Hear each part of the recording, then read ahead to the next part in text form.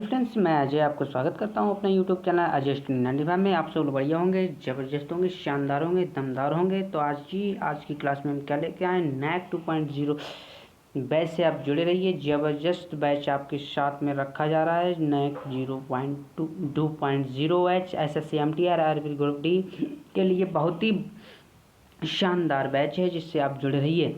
आपको इसमें बहुत ही शानदार क्लास दी जाएगी अजय स्टडी 95 पे। अजय स्टडी 95 पे एक दुनिया का मात्र ऐसा चैनल जिस पे आपको बहुत ही शानदार क्लास दी जा रही है। SSC MTS RRB group D के लिए अन्य एग्जाम की भी तैयारी कराई जाएगी, जिससे आपको कोई दिक्कत ना हो, कोई परेशानी ना हो। अजय स्टडी 95 पे जुड़े रहिए। आपको PDF की ज़रूरत है तो आप चले जाइए, हमारे डिस्क्रिप्शन में टेलीग्राम की लिंक दी गई है। अजय स्टडी 95 टेलीग्राम चैनल को ज्वाइन कर लें, उस पर आपको PDF उपलब्ध कराई जाएगी। अजय स्टडी 95 पे चले आपको टेलीग्राम चैनल है, जिस पे आपको PDF भी मिल जाएगी। क्लास के साथ साथ PDF भी मिल जाएगी। नोट्स बनाते हुए चलेंगे। कोई भी दिक्कत हो, परेशानी हो तो कमेंट करके बता देंगे।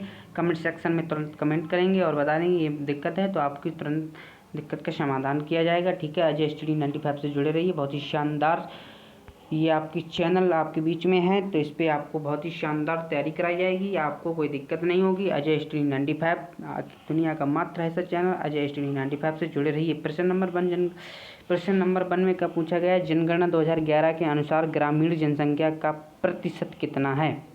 भैया 2011 के अनुसार ग्रामीण जनसंख्या का प्रतिशत कितना है, तो ये 52.4%, 59.3%, 65.2%, 68.8% इसका करेक्ट आंसर होगा। डी इसका करेक्ट आंसर होगा भैया। 68.8% इसका करेक्ट आंसर होगा। अगले प्रश्न में क्या पूछा गया है, प्रश्न नंबर बहुत ही शानदार आपके बीच में है। प्रश्न नंबर 2, 1976 में भारत में पहला महिला अंतर्राष्ट्रीय टेस्ट क्रिकेट मैच कहाँ आयोजित किया गया था। 1976 में पहला जो महिला अंतर्राष्ट्रीय टेस्ट क्रिकेट मैच था वो कहाँ आयोजित किया गया था, ये पूछा जा रहा है इसमें।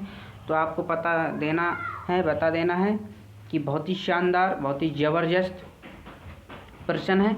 तो ये हमारा ए नई दिल्ली, बी बेंगलोर, सी मुंबई, डी कोलकाता इसका करेक्ट आंसर होगा भैया। बी इसका करेक्ट आंसर होगा। कोलकाता, बेंगलोर इसका करेक्ट आंसर होगा। मैं आपसे पूछूं कि ODI में दोहरा शतक लगाने वाली पहली महिला का नाम बताइए। ODI में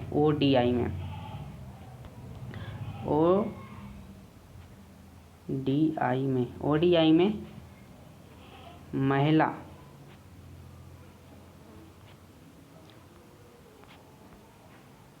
दोहरा शतक लगाने वाली, ठीक है, कौन है भैया, कौन है, तो ये है हमारी वेलिंडा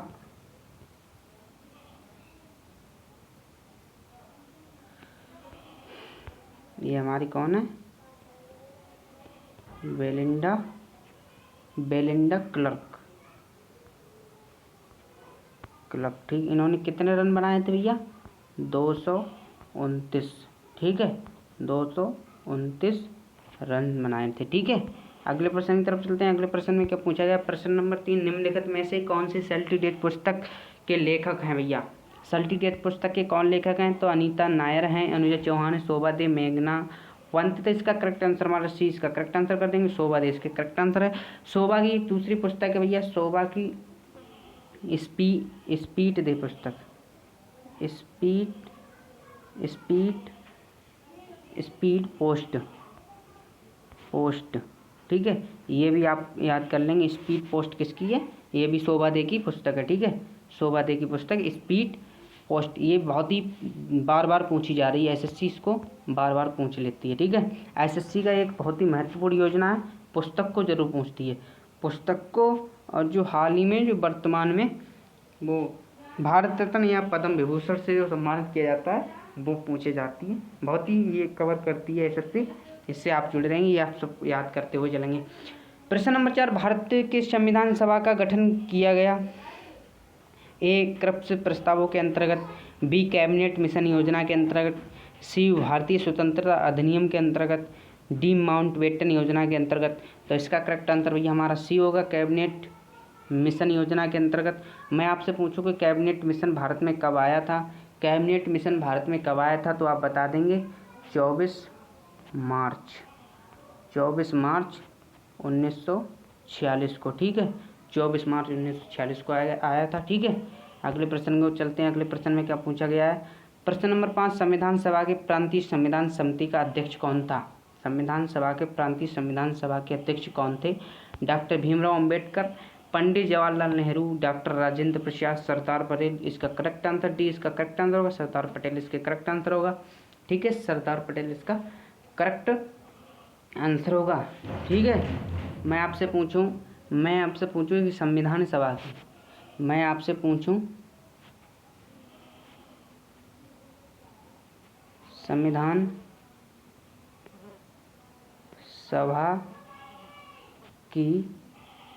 संविधान सभा की पहली बैठक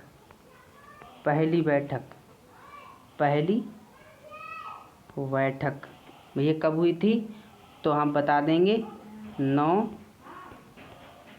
9 दिसंबर। ठीक है, 9 दिसंबर 1946, 9 दिसंबर 1946 को हुई थी हमारी संविधान सभा की पहली बैठक। कब हुई थी, 9 दिसंबर 1946 को हुई थी। ठीक है, भारतीय संविधान सभा में कुल कितना महिला सदस्य थी। भैया भारतीय संविधान सभा में कुल कितनी महिला सदस्य थी, तो आपको बता देना है भारतीय संविधान सभा में कितनी महिला सदस्य थी। तो हमारा एक करेक्ट आंसर होगा 15 महिला सदस्य थी। ठीक है, 15 महिला सदस्य थी हमारे भारतीय संविधान सभा में, 15 महिला सदस्य थी।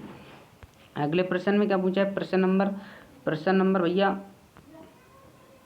प्रश्न नंबर 7 में बहुत ही शानदार भैया, निम्नलिखित यूरोपीय व्यापारिक कंपनियों ने किसने सूरत में सर्वप्रथम अपना कारखाना स्थापित किया था। भैया किसने किया था, या डचों ने किया था, अंग्रेजों ने किया था, या फ्रांसीसियों ने किया था, या पुर्तगाली ने किया था। तो हम इसका करेक्ट आंसर 20 का करेक्ट आंसर कर देंगे कि अंग्रेजों ने किया था भैया, अंग्रेजों ने किया था। मैं आपसे पूछूं कि भारत में सबसे पहले आया कौन, भारत में सबसे पहले आया कौन,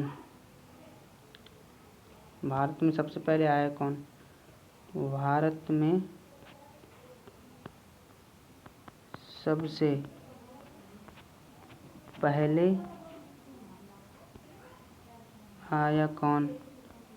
तो कौन आया भैया, पुर्तगाली आए थे। ठीक है, पुर्तगाली आए थे मेरे भैया, पुर्तगाली आए थे। ठीक है भैया, पुर्तगाली आए थे हमारे भारत में सबसे पहले। तो इसका करेक्ट आंसर 20 का अंग्रेजों ने किया था। ठीक है भैया, बहुत ही शानदार 8वां प्रश्न हमारे बीच में आ चुका है। प्रश्न नंबर 8, निम्नलिखित में से किस शासक ने ईस्ट इंडिया कंपनी को दीवानी प्रदान की भय था। भैया कौन था, फारूक शेर था, शाह आलम प्रथम था, या शाह आलम द्वितीय था, या शुजा-उद-दौला था। तो इसका सी करेक्ट आंसर हम कर देंगे भैया, शाह आलम द्वितीय था। ठीक है, शाह आलम द्वितीय था। ठीक है, शाह आलम द्वितीय था, इसका करेक्ट आंसर शाह आलम द्वितीय था। ठीक है, प्रश्न नंबर 9 में क्या पूछा गया है, बहुत ही शानदार प्रश्न है। निम्नलिखित में से कौन सी अवध के नवाबों की प्रथम राजधानी थी भैया, कौन सी अवध के नवाबों की प्रथम राजधानी थी भैया, लखनऊ थी, या इलाहाबाद, फैजाबाद, फर्रुखाबाद। तो इसका करेक्ट आंसर होगा फैजाबाद, इसका करेक्ट आंसर होगा भैया फैजाबाद थी, इसका करेक्ट आंसर सी होगा भैया। मैं आपसे पूछूं कि फैजाबाद से लखनऊ में किसने राजधानी पहुंचाई, फैजाबाद से लखनऊ में किसने राजधानी पहुंचाई। तो मैं आपको बता दूंगा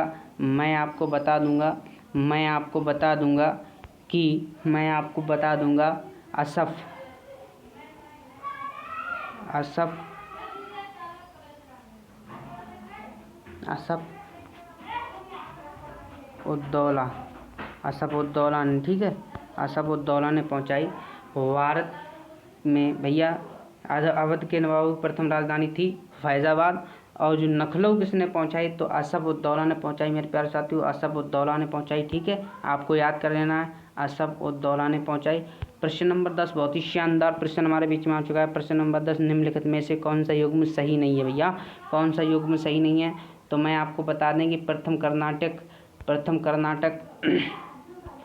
कर्नाटक युद्ध, एकल सा सेफेल की संधि। तो इसका सही, ये सही है, ये हुआ था। ये हुआ था। द्वितीय कर्नाटक युद्ध, पौंडीचेरी की संधि सही है, ये भी हुआ था, ये भी सही है मेरे भाई, ये भी मेरे सही है। प्रथम अंग्रेज मैसूर युद्ध, ये भी सही है भैया, ये भी सही है। द्वितीय अंग्रेज मैसूर युद्ध, ये गलत है, ये गलत है, ये गलत है मेरे प्यारे साथी। तो इसका करेक्ट आंसर यही होगा हमारा, इसका करेक्ट आंसर हमारा सी होगा, इसका करेक्ट आंसर डी होगा, इसका करेक्ट आंसर सॉरी डी होगा।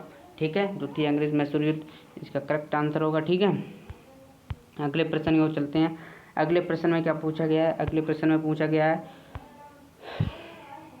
अगले प्रश्न पूछा है भारत में क्षेत्रफल के हिसाब से सबसे बड़ा राज्य कौन सा है? भारत में क्षेत्रफल के हिसाब से सबसे बड़ा राज्य कौन सा है? मैं आपको बता देंगे राजस्थान हमारा बी इसका करेक्ट आंसर होगा।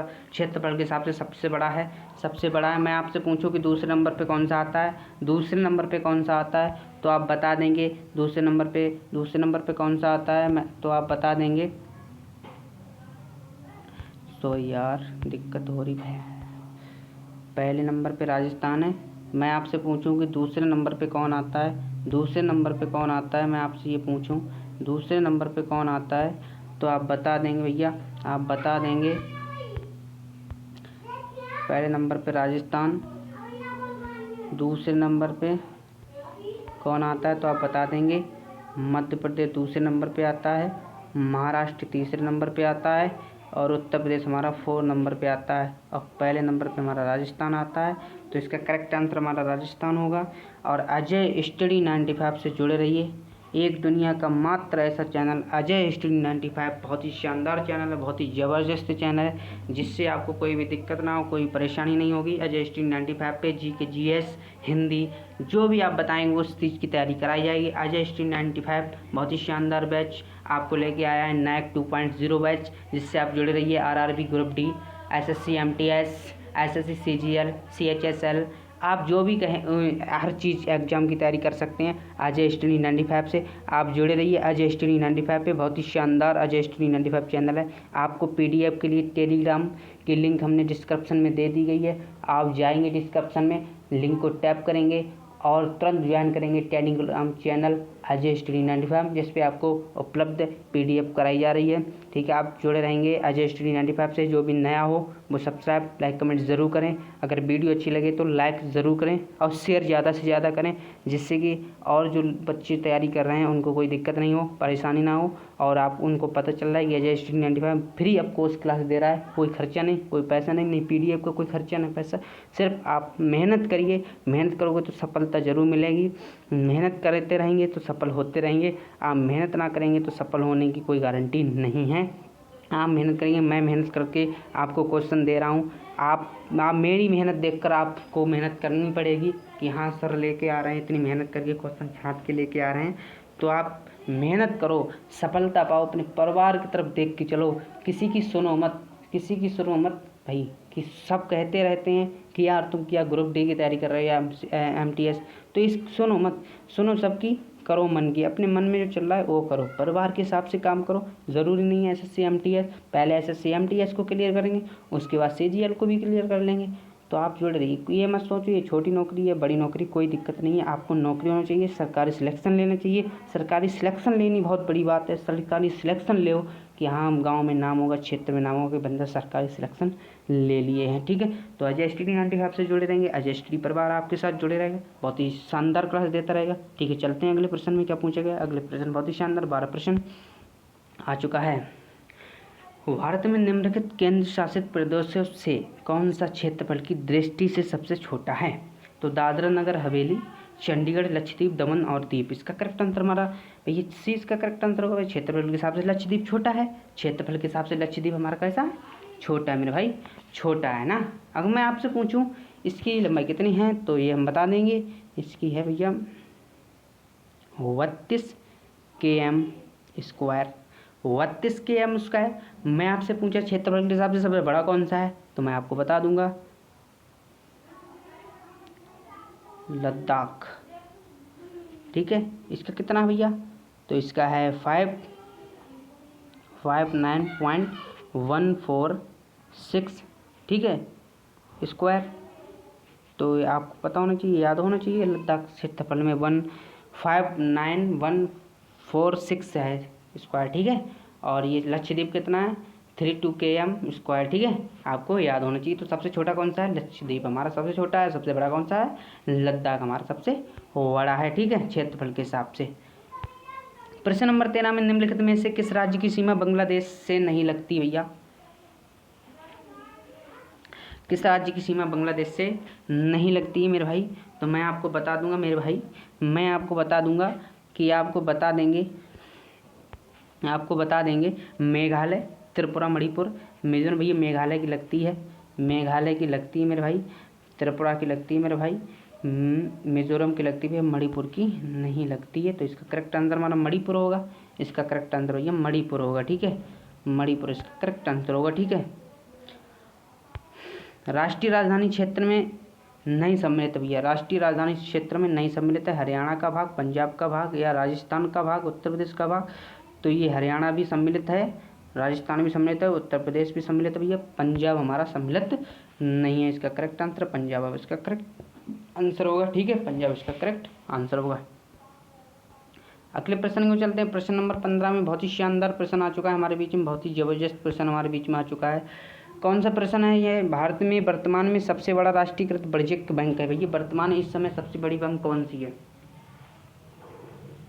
तो आप तो देख कर ये लगा देंगे कि भारतीय रिजर्व बैंक। नहीं, ये नहीं है मेरे भाई, भारतीय रिजर्व बैंक नहीं है, स्टेट बैंक ऑफ इंडिया इसका भी करेक्ट आंसर होगा।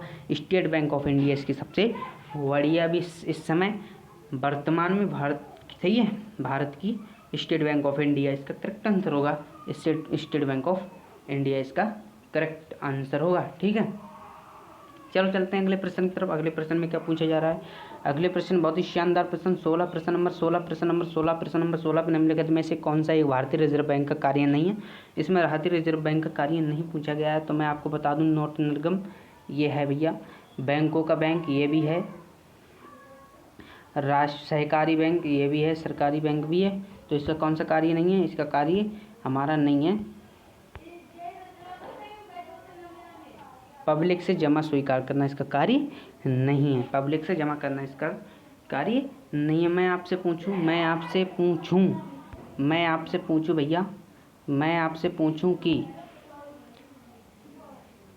पूछूं 1 रुपये पर साइन किसके होते हैं भैया? तो आप बता देंगे वित्त सचिव के होते हैं, ठीक है, वित्त सचिव के होते हैं। प्रश्न नंबर 17 बहुत ही शानदार प्रश्न आ चुका है। 17 में भारत में कृषि वित्त के क्षेत्र में शीर्ष संस्था कौन सी है?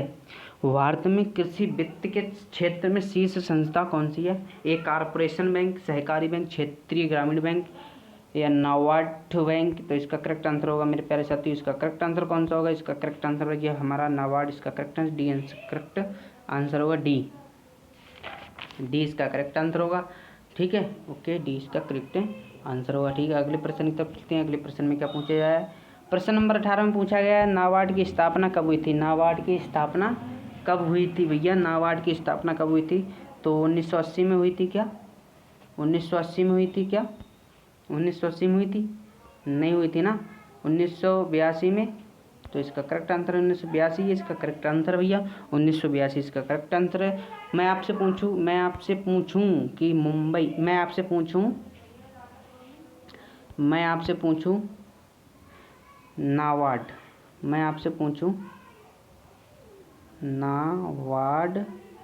नाबार्ड का हेड क्वार्टर कहाँ है भैया? नाबार्ड का हेड क्वार्टर कहाँ है?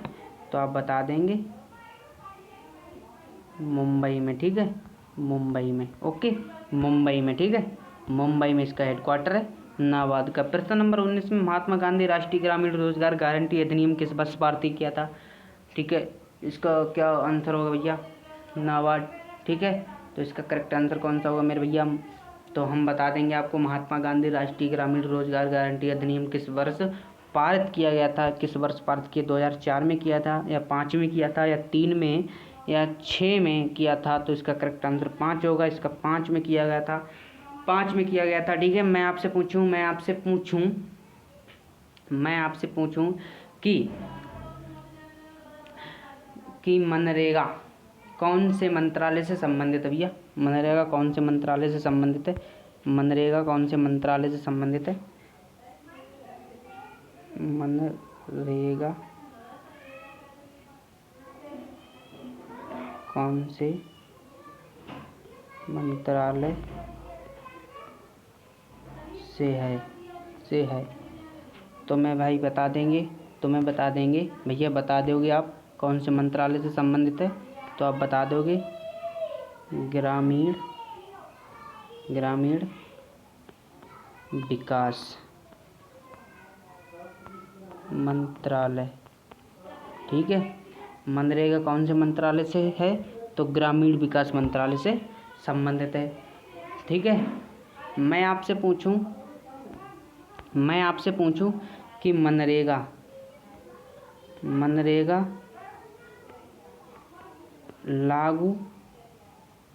लागू कब हुआ था? कब हुआ? तो आप बता दोगे मेरे भाई, आप बता दोगे 2 फरवरी 2006 में। 2 फरवरी 2006 में लागू हुआ था। पारित कब हुआ था? पारित 2005 में हुआ था। हाँ, 5 में हुआ, 2005 में हुआ था, 2005 में हुआ था। ठीक है, पारित 2005 में हुआ था और लागू हमारा 2 फरवरी 2006 में हुआ था। ठीक है, 2006 में हुआ था। तो मैं अगर आपसे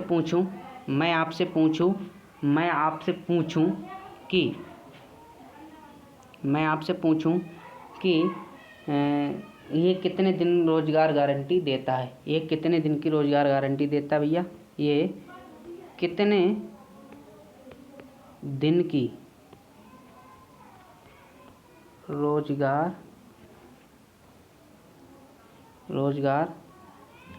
गारंटी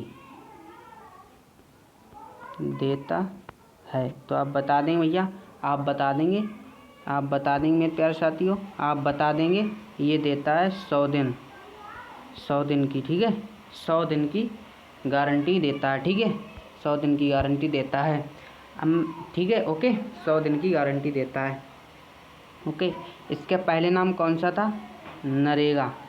पुराना नाम इसका कौन सा है? नरेगा। नया नाम कौन सा है?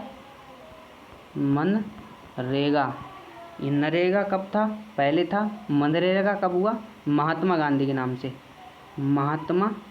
महात्मा गांधी के नाम से हुआ था 2 अक्टूबर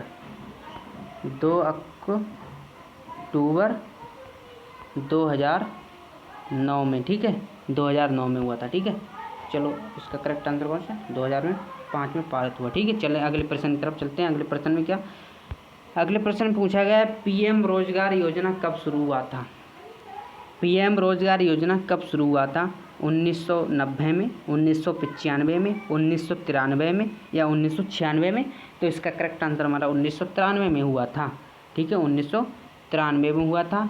अजय स्टडी 95 से जुड़े रहेंगे। बहुत ही शानदार, बहुत ही ज़बरदस्त अजय स्टडी 95 आपको लेके आया है नैक 2.0 बैच, जिससे आप जुड़े रहेंगे। ज़बरदस्त class RRB group D NTPC के लिए बहुत ही शानदार बैच है।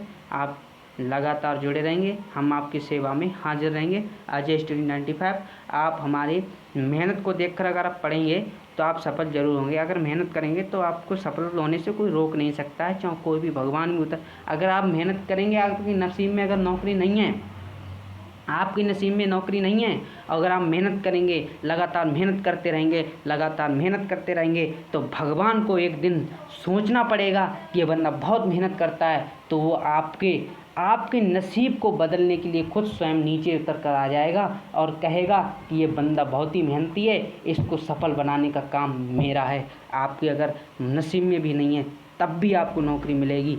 जब मेहनत करोगे, ज़बरदस्त मेहनत करोगे, तो आपको नौकरी मिलने से कोई रोक ही नहीं सकता है, कोई रोक नहीं सकता है। ठीक है, प्रश्न नंबर 11 में, प्रश्न नंबर 21 में भार की एसआई इकाई क्या है? भैया भार की एसआई इकाई क्या है? तो ये आपको पता होना चाहिए भैया। न्यूटन हमारी भार की एसआई इकाई है भैया, भार की एसआई इकाई है। तो हम बता देंगे कि किलोग्राम का क्या है? किलोग्राम का क्या है भैया? किलोग्राम का क्या है? द्रव्य मान है ना भैया, द्रव्यमान है ये किलोग्राम का क्या है, द्रव्यमान। ठीक है, अगले प्रश्न की तरफ चलते हैं। अगले प्रश्न नंबर 22 में क्या पूछा गया है? प्रश्न नंबर 22 बहुत ही शानदार। अभी तक वैज्ञानिकों द्वारा पदार्थ की कितनी अवस्थाएं तय की गई हैं? ये पदार्थ की कितनी अवस्थाएं तय की गई हैं? 2 में, 5 में, 4 में, 3 में। तो इसका करेक्ट आंसर कौन सा होगा? इसका करेक्ट आंसर मेरे प्यारे साथी कौन सा होगा? 5 इसका करेक्ट आंसर होगा। 20 का करेक्ट आंसर होगा। 5 की गई हैं। कौन कौन सी भैया? कौन कौन सी हैं मैं आपको बता दूंगा। कौन कौन सी हैं भैया? कौन कौन सी हैं मैं आपको बता दूंगा। प्रिय जुड़े रहिए, सिर्फ हमारी क्लास से जुड़े रहिए। तो पहली कौन सी है? पहली हमारी ठोस है, क्रम से बताऊंगा।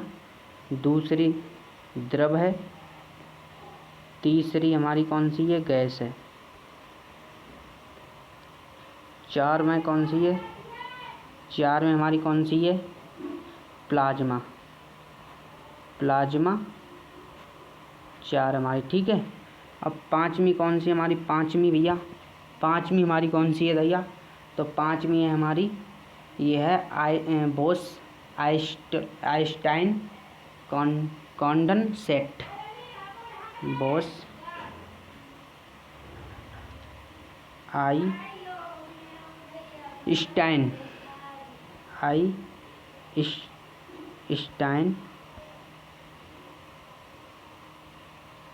कंडला।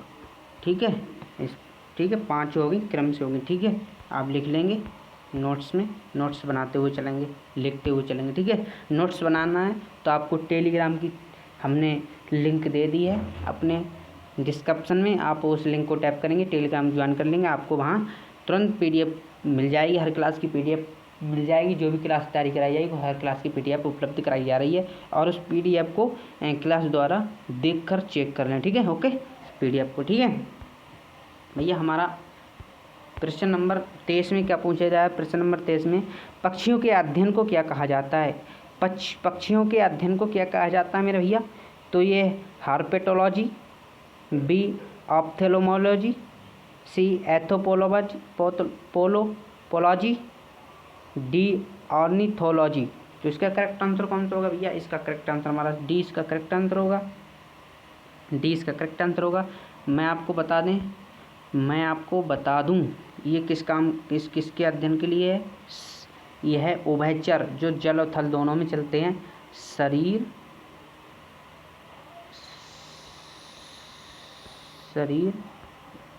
सिर्फ। ठीक है, शरीर सिर्फ। ऑप्थोलॉजी किसके लिए अध्ययन के लिए? ऑप्थोलॉजी किसके अध्ययन के लिए भैया? ऑप्थोलॉजी किसके अध्ययन के लिए है? ऑप्थोलॉजी किसके अध्ययन के लिए है? मैं आपको बता दूं भैया। ठीक है, फिर से बता रहा हूँ, एक बार मिस्टेक हो गई, फिर से बता रहा हूँ। ये हमारा किसके लिए है? ये हमारा है शरीर सिर्फ। ठीक है, ये है भैया आँख के लिए है ऑप्थेल्मोलॉजी। ठीक है, एथोपोलॉजी किसके लिए भैया? एथोपोलॉजी के लिए मानव विकास के लिए है। ठीक है, और ये हमारा किसके लिए? पक्षियों के लिए है। ठीक है, पक्षियों के लिए भैया, पक्षियों के लिए। ठीक है, चलो अगले प्रश्न में चलते हैं। अगले प्रश्न में क्या पूछा गया है? अगले प्रश्न में पूछा गया प्रश्न नंबर 24 में किस कोशिकांग को कोशिका की आत्महत्या की थैली के रूप में जाना जाता है? तो ये केंद्रक है हमारा, क्या माइटोकॉन्ड्रिया है, क्या सेंट्रोसोम लाइसोसोम है? तो इसका करेक्ट आंसर मेरे भैया, इसका करेक्ट आंसर होगा मेरे भैया लाइसोसोम। इसका करेक्ट आंसर होगा लाइसोसोम को आत्महत्या की थैली बोला जाता है। और हम भैया पूछे कि माइटोकॉन्ड्रिया को क्या बोला जाता है? वही माइटोकॉन्ड्रिया भैया, सेल मतलब कोशिका का ऊर्जा घर कौन सा भैया? तो हम किसे कहेंगे? माइटोकॉन्ड्रिया को कहेंगे। ठीक है, माइटोकॉन्ड्रिया कहेंगे कोशिका का ऊर्जा घर। कोशिका का ऊर्जा घर भैया कौन है? माइटोकॉन्ड्रिया है भैया, माइटोकॉन्ड्रिया है। ठीक है, अगले प्रश्न में क्या पूछा जा रहा है? अगले प्रश्न में क्या पूछा जा रहा है? बहुत ही शानदार भाई साहब, इसमें एक क्वेश्चन मैं आपसे पूछूं, एक क्वेश्चन और पूछूं मैं आपसे एक क्वेश्चन और पूछूं भैया, मैं आपसे एक क्वेश्चन और पूछूं इसमें लाइसोसोम्स का करेक्टर, मैं एक क्वेश्चन आपसे और पूछूं मैं पूछूं कि प्रोटीन की फैक्ट्री किसे कहा जाता है भैया? प्रोटीन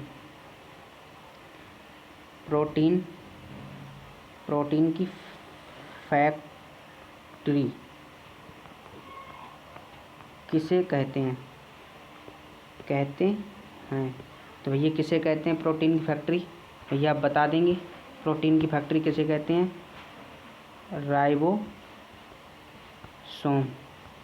राइबोसोम को कहते हैं। ठीक है, राइबोसोम को कहते हैं प्रोटीन की फैक्ट्री। ठीक है, आप चलते हैं अगले प्रश्न की तरफ।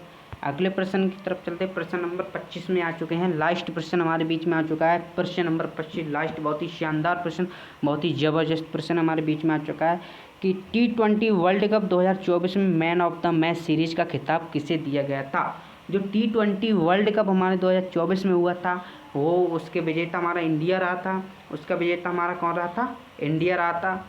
तो इसका खिताब, जो सीरीज़ खिताब था मैन ऑफ द मैच का, वो किसे दिया गया था? मैं आपको बता दूं भैया किसे दिया गया था। भैया आपको बता दूं किसे दिया गया था। जसप्रीत बुमराह को दिया गया था। मेरे प्यारे साथियों, जसप्रीत बुमराह को दिया था। इसमें सबसे ज़्यादा रन किसने मारे भैया? इसमें सबसे ज़्यादा रन किसने मारे भैया? तो आपको बता दें, हमारे भैया चीकू भैया ने मारे, यानी कि विराट कोहली ने कितने मारे? 75 या 76 रन मारे। ठीक है, तो बस आज के लिए बस इतना ही। आज की लास्ट प्रश्न हमारे बीच में आ चुका है। T20 वर्ल्ड कप, इसका करेक्ट आंसर जसप्रीत बुमराह। ठीक है, तो अजय स्टूडियो 95 से जुड़े रहेंगे। अजय स्टूडियो 95 दुनिया का एक ऐसा चैनल जिसमें आपको कराई जा रही है जीएस की तैयारी, बहुत ही शानदार, बहुत ही ज़बरदस्त। दुनिया का मात्र ऐसा चैनल अजय स्टूडियो 95 से जुड़े रहिए।